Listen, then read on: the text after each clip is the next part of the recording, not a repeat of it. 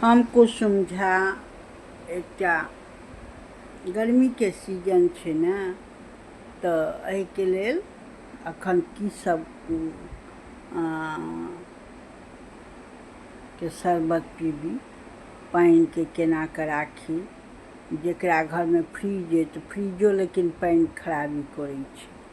तो स्टील के मटका हुआ या माटि के मटका हुआ, कपड़ा भिजा कऽ ओहि पर डालि देबै तो ओ पानि ठंडा रहत। आर नींबू राखब, नींबू शरबत बना कऽ पीब ठंडा। तकर बाद सत्तू के ठंडा शरबत, ग्लूकोन डी, ई सब के ज़्यादा यूज करब तऽ गर्मी से राहत पबै छै।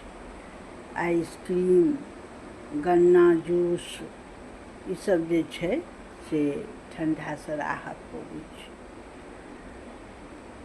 नहीं तो लू लागऽ के चांस रहे। तिलमिल मोन करऽ लगै छै, दोसरे रंग लू लागऽ सनके, तऽ एहि सबसँ राहत भेटै छै।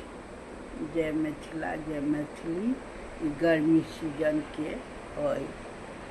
आम के सेहो रस बनबै छै, एहि सबमे कनि ज्यादे अथी होइ छै, दूध दियौ, बर्फ दियौ। लेकिन ई सब जे छै से सस्ता सुविधा और लू तू लागऽ से बचबै छै। जय मिथिला जय मैथिली। लक्ष्मी गृहिणी समूह से कुसुम झा।